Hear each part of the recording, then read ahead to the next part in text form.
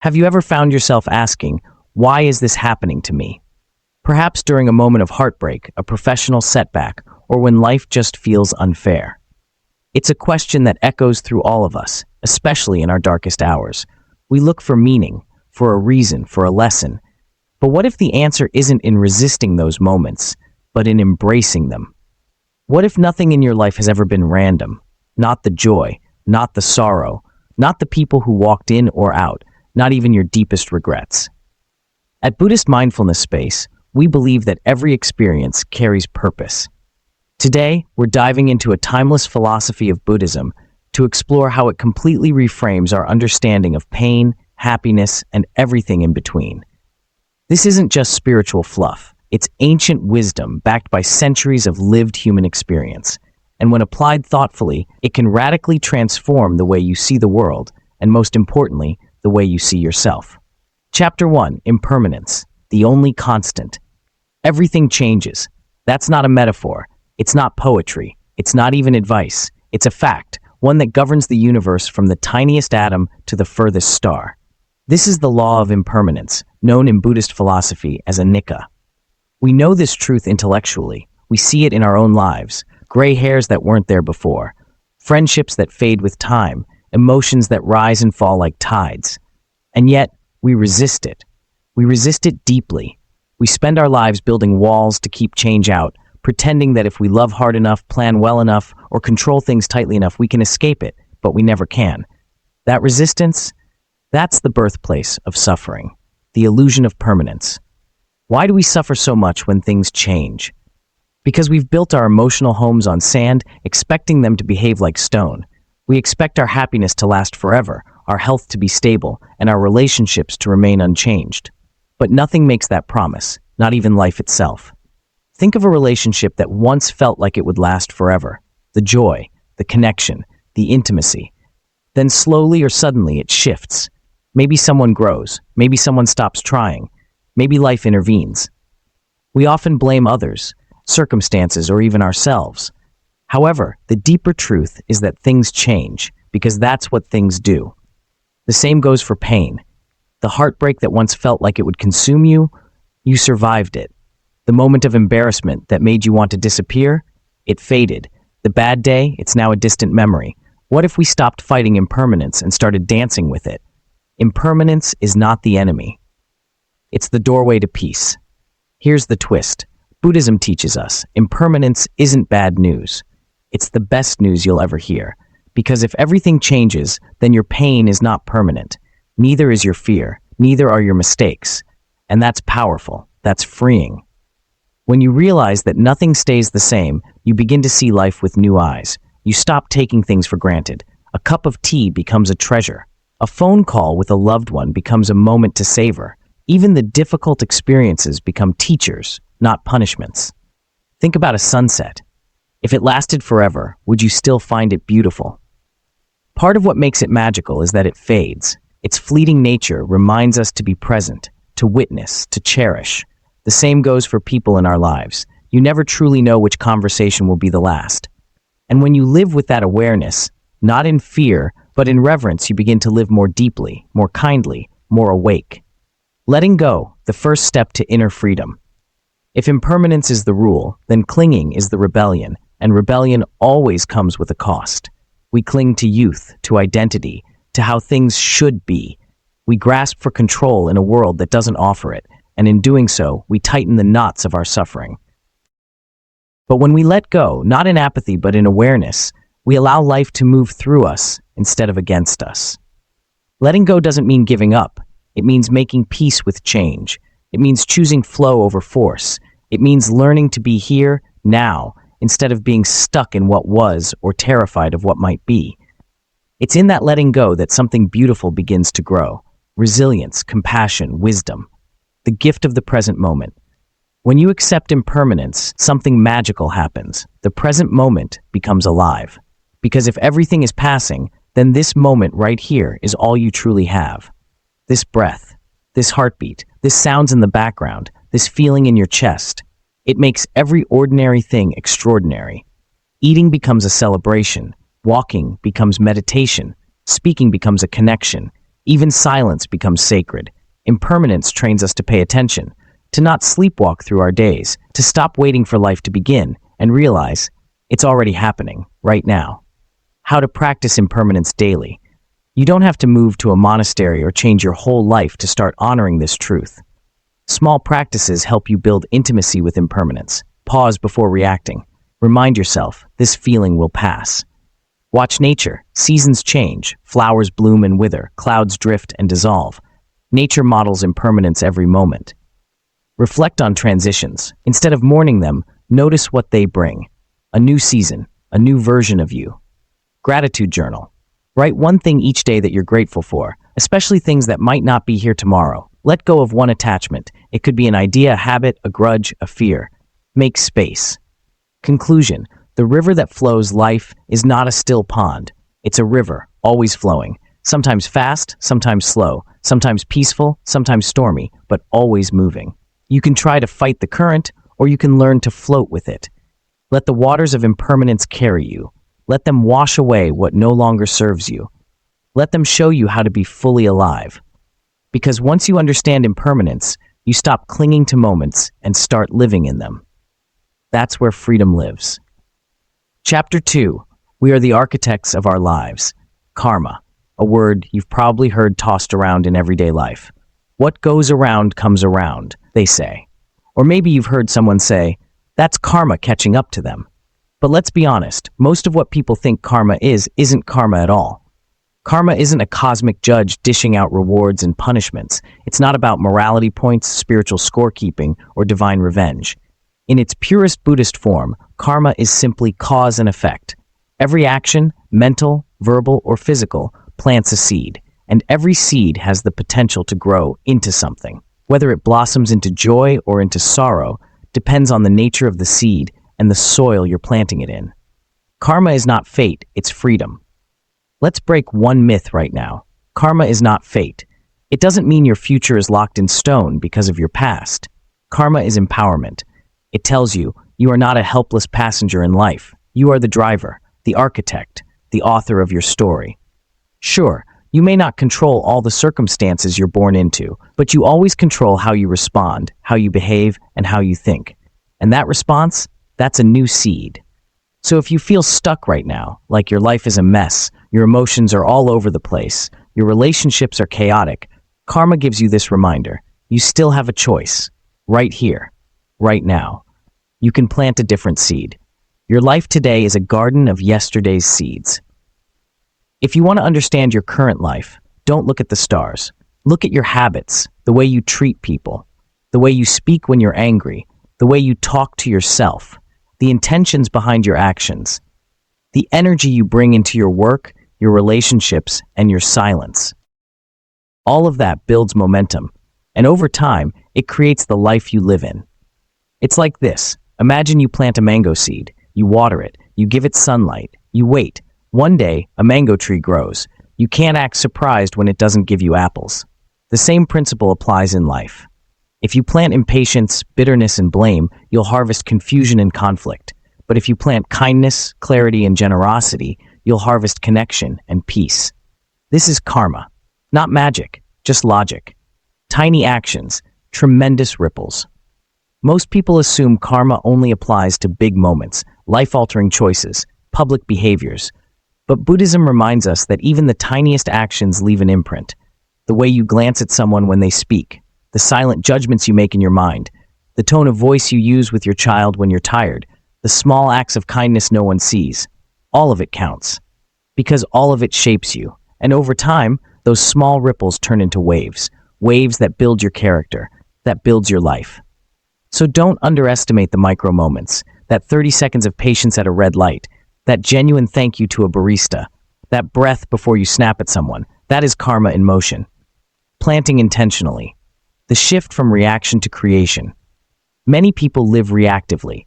Life happens to them. They're triggered, provoked, pushed, and they just react.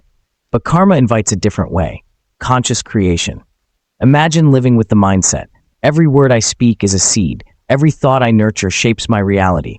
Every intention I carry writes my future. What if every email you sent, every meal you prepared, every conversation you had was infused with awareness? with care, with clarity.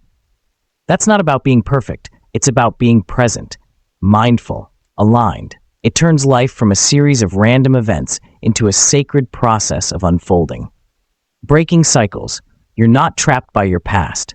Now, some people hear about karma and feel hopeless. I've messed up so much. I've hurt people. I've made terrible choices. My life is chaos. What's the point? Here's the point. You are not the person you were yesterday. You're not the same person you were 10 minutes ago. The fact that you're even reflecting now means you're growing. And with that awareness, you can interrupt the cycle. Yes, the past planted seeds, but today you get to choose whether to keep watering them or plant new ones. You are not trapped. You are evolving. And karma is your compass, not your cage. Compassion and karma go hand in hand. Karma doesn't just apply to you, it applies to everyone. That person who hurt you, they're living their karma. That boss who mistreated you, they're planting seeds too. It's not your job to make people pay. Life already has a way of teaching everyone what they need to learn. And knowing that, it frees you. It lets you soften your grip on resentment. It lets you forgive, not because you condone, but because you understand that everyone is on a journey of cause and effect. You can step out of the drama and say, I choose a different seed. How to live in alignment with karma. Here are a few ways to make karma your daily teacher. Before speaking, ask, is this kind? Is this true? Is this necessary? Before acting, ask, will this action leave peace or pain behind me? Before reacting, pause, breathe, respond with wisdom, not ego. Reflect each evening, what seeds did I plant today? What would I do differently tomorrow? This is not a moral checklist. It's a way to live lighter, freer, more awake. Karma is not a threat, it's a gift. At its core, karma isn't something to fear, it's something to honor, because it reminds you that your life is not random, it's responsive. It's relational, it's crafted moment by your choices. And that is a beautiful truth, because it means you can begin again. You can create beauty from brokenness. You can grow something sacred from the mess. You can live today in a way that plants peace for tomorrow. You are not just surviving karma, you are shaping it.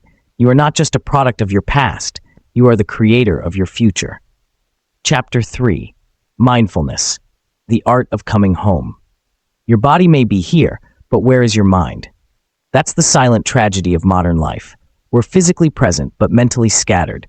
Our attention is constantly hijacked by phones, by fears, by unfinished conversations, and by imaginary futures. We're haunted by what happened yesterday and anxious about what might come tomorrow.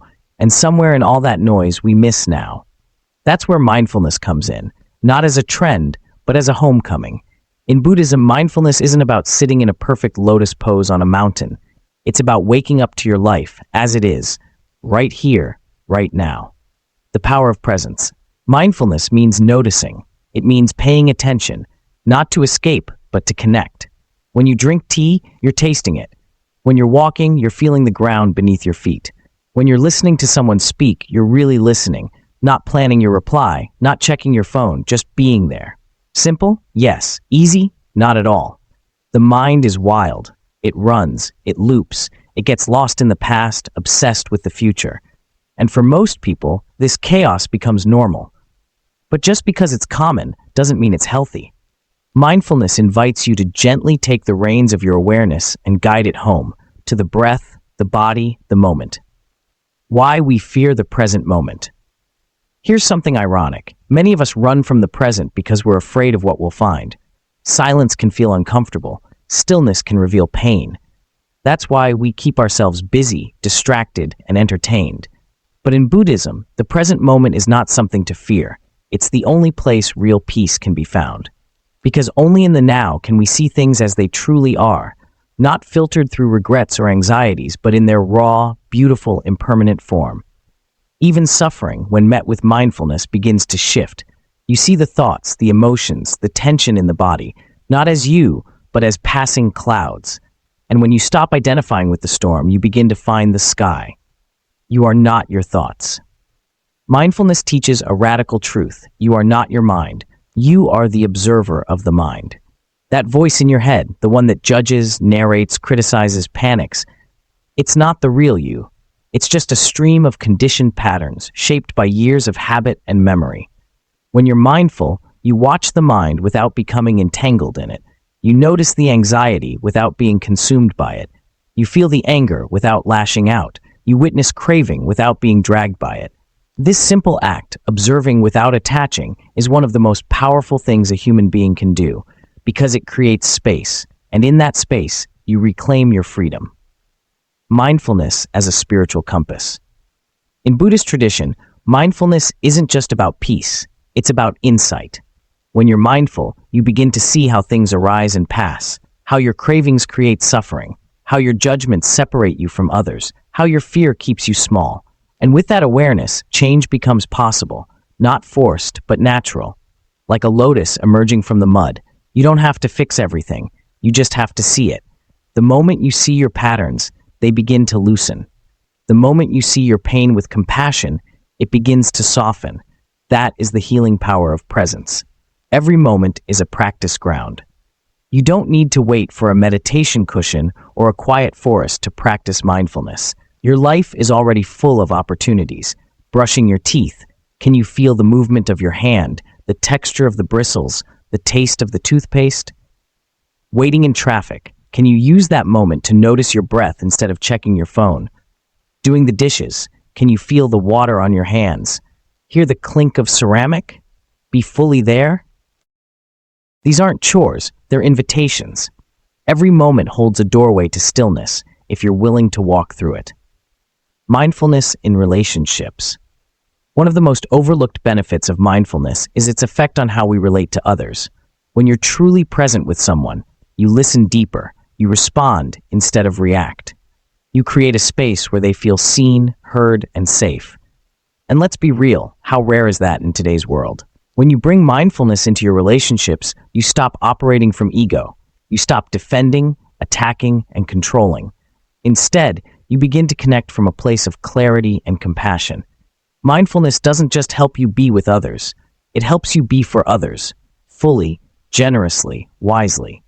Breath, your anchor in the storm. In mindfulness practice, the breath is your anchor. It's always with you. It doesn't demand attention, but it's always offering it. When your mind wanders, return to the breath.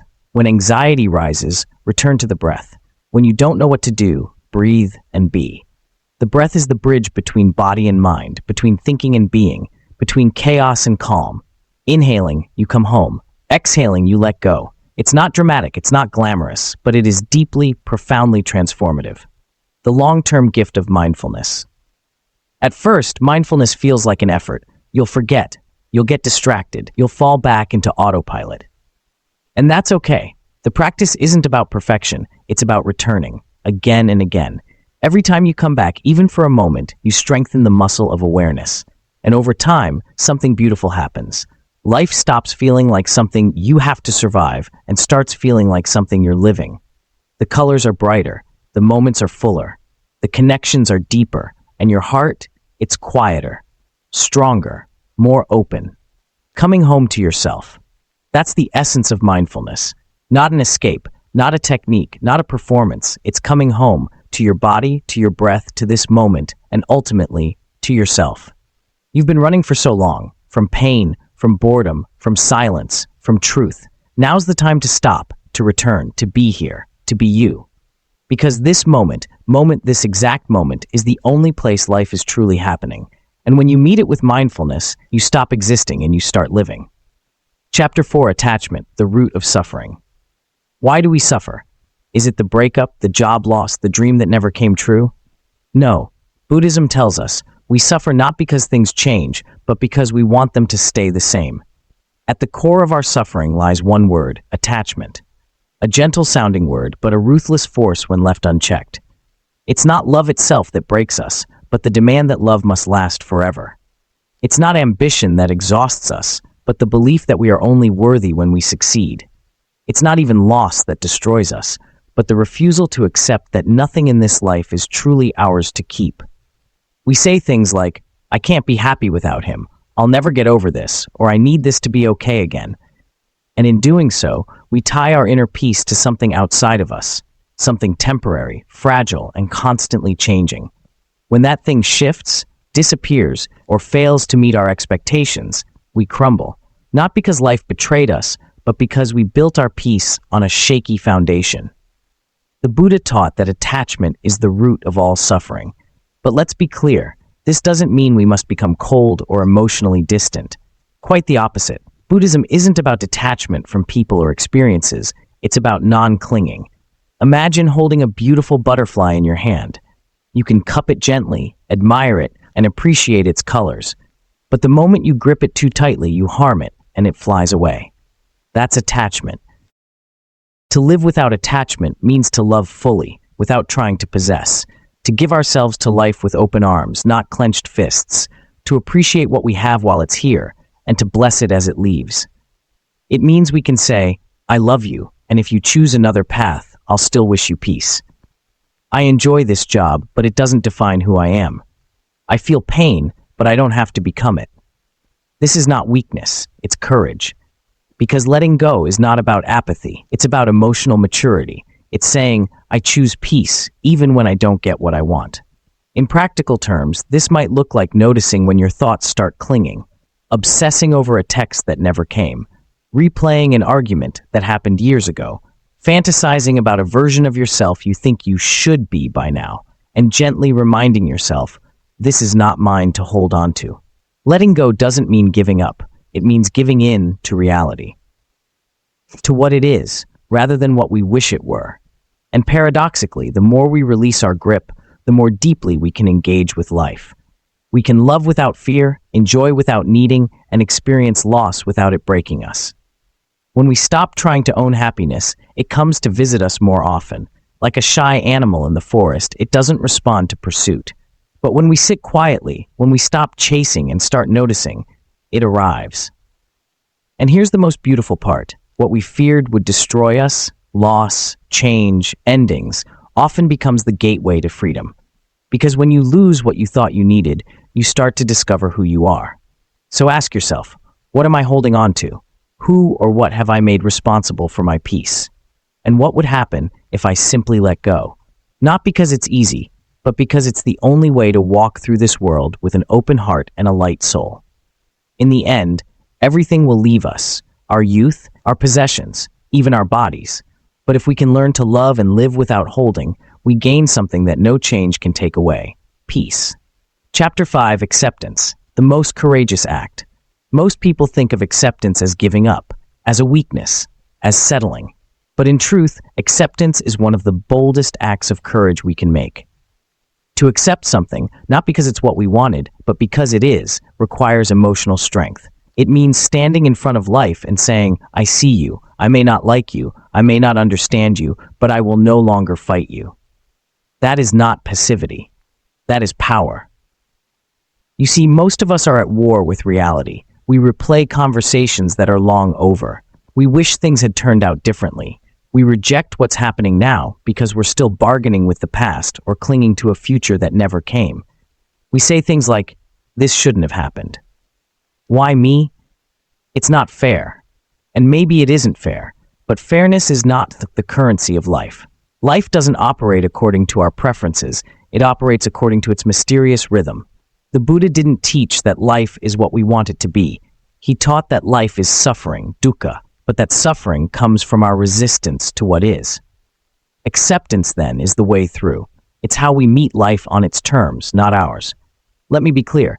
Acceptance does not mean approval. It does not mean you condone injustice or stop striving for better. Acceptance simply means, this is happening. Now, what will I do with it? It's about reclaiming your energy, because fighting what's already here doesn't change it. It only exhausts you. Acceptance gives you clarity, and with clarity, you can respond wisely. Think about a river. If you fall into it and try to swim upstream, you'll tire, drown, maybe even panic. But if you pause, float, and breathe, you start to notice your surroundings. Maybe there's a branch nearby. Maybe the current will carry you to shore. Fighting the current is instinctive, but trusting the flow, that takes courage. Let's ground this in real life. You didn't get the job you wanted. You feel disappointed, angry, maybe lost. That's normal. But what happens next? Do you stew in resentment for months? Do you let that one no become the story of your worth? Or do you accept it as a redirection, not a punishment? Acceptance lets you say, this didn't go my way, But maybe there's something else, something I haven't seen yet. Or maybe someone you loved left. The pain is real. But the story we build around the pain, that's often what keeps us stuck. Acceptance doesn't erase grief. It gives it space to move.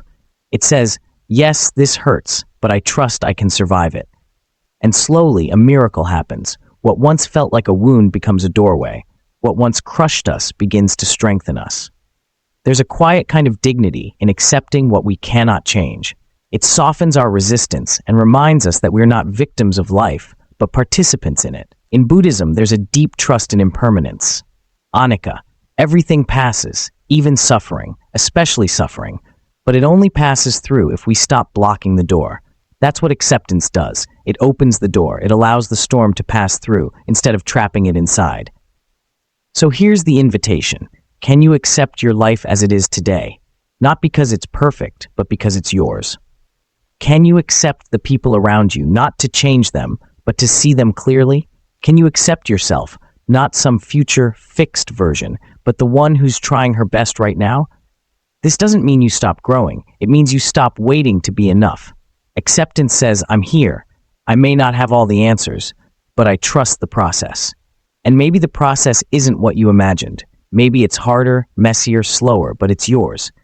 And when you meet it with open hands instead of closed fists, something begins to shift. Not outside, but inside. You reclaim your freedom. Because real freedom isn't getting everything you want. It's no longer necessary for everything to be different to feel peace. Acceptance is not the end of your power, it's the beginning of it. Chapter 6. Finding Meaning in Adversity. Let's face it, pain is inevitable. But suffering? That's optional. That's a tough pill to swallow, especially when life hits hard, when we lose someone, when we fail at something we care deeply about, when everything feels unfair and out of control. But Buddhism offers a radical reframe. What if adversity isn't a punishment but a path? You see, pain doesn't just happen to us, it shapes us.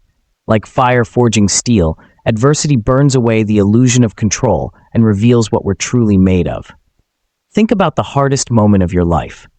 Not just the discomfort, but the heartbreak, the breakdown, the rock-bottom moment you thought you wouldn't come back from. Maybe it was a betrayal. Maybe it was a loss. Maybe it was simply waking up one day and realizing your life didn't look anything like the dream you once held. Now ask yourself, who were you before that moment? And who are you now? Chances are you're stronger, wiser, softer in some ways, sharper in others. You may not have chosen the pain, but you grew because of it. That's the paradox Buddhism embraces. We don't grow despite suffering. We grow through it. There's a Buddhist parable about a lotus flower. The lotus only blooms in muddy water. It needs the murky, messy, nutrient-rich sludge to rise. No mud, no lotus. And so it is with us. We want to skip the mud. We want the bloom without the struggle. But life doesn't work that way. Adversity is the mud. And inside that mud are the nutrients of wisdom, compassion, humility, and resilience. But here's the thing. Pain only becomes purpose if we let it. We all know people who have been through hardship and come out bitter, closed off, or angry.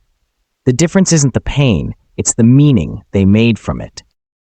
If we stay stuck in the question, why did this happen to me, we become victims of our experience. But if we dare to ask, what is this trying to teach me, we become students of it. That shift in perspective is everything. Let's bring it into real life. Say you lose your job. The instinctive reaction is fear, shame, maybe even identity loss. But underneath that, perhaps it's an invitation to redirect, to rediscover what you truly value. Maybe that job was never aligned with your soul. Maybe this is the space you need to begin again, consciously. Or say your heart is broken. You feel abandoned, alone. But with time and reflection, that heartbreak might teach you boundaries, self-love, or the importance of choosing partners who meet you with emotional maturity. Even illness, one of the most terrifying human experiences, can reveal the fragility of life, deepen gratitude, and awaken compassion for others who suffer. None of this means we have to find a silver lining in every cloud, but it means we can choose to find meaning, not to erase the pain, but to grow from it. This is what Viktor Frankl, a psychiatrist and Holocaust survivor, called the last human freedom. To choose one's attitude in any given set of circumstances. That is spiritual power. To say, this hurts. I don't know how long it will last. but I refuse to let it harden me. I will let it teach me instead. Buddhism doesn't ask us to bypass pain. It invites us to lean in, to sit with it, to observe it, to let it carve space inside us for something deeper. Because every time life breaks your heart, it's also breaking open your shell, so something larger can emerge. And when we look back on our lives, it's often the struggles, not the wins, that shaped our character most. They became turning points, initiations, portals. The beauty of Buddhist wisdom is this: it doesn't promise a pain-free life, it promises a purposeful one where every experience, even the hard ones, can be integrated into your awakening. So next time adversity visits your doorstep, and it will, don't ask, how do I get rid of this? Ask, how can I grow from this? Or better yet, what part of me is being asked to evolve right now? Because within every difficulty lies a hidden doorway, a seed. And you are the soil. So, does everything happen for a reason? Yes, but maybe not in the way we first imagined. The reason isn't always written in the stars. Sometimes it's written in how we respond, in who we become because of what we've faced. Buddhism doesn't hand us easy answers. It offers us a path, a way to walk through the chaos with dignity, grace, and awareness. It asks us not to escape the world, but to be fully present in it, to transform our suffering into wisdom, our fear into compassion, our moments into meaning. And perhaps that's the ultimate reason everything happens, to wake us up. Thank you for joining me on this journey. If this message resonated with you, consider sharing your reflections in the comments below. Let's continue walking this path together.